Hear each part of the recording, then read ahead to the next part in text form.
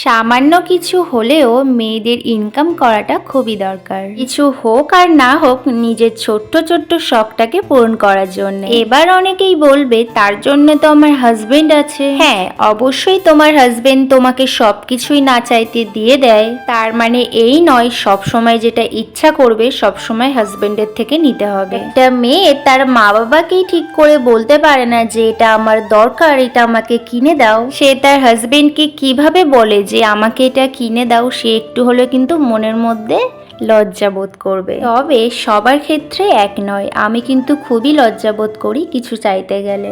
আচ্ছা বলো তো, কেনই বা সবসময় ছেলেরা মেয়েদেরকে ভাত কাপড়ের দায়িত্ব নেবে? কেন মেয়েরা কি পারে না ছেলেদের ভাত কাপড়ের দায়িত্ব নিতে? তাদেরও তো ইচ্ছা করে যে আমার বউ আমাকে এটা গিফট করবে।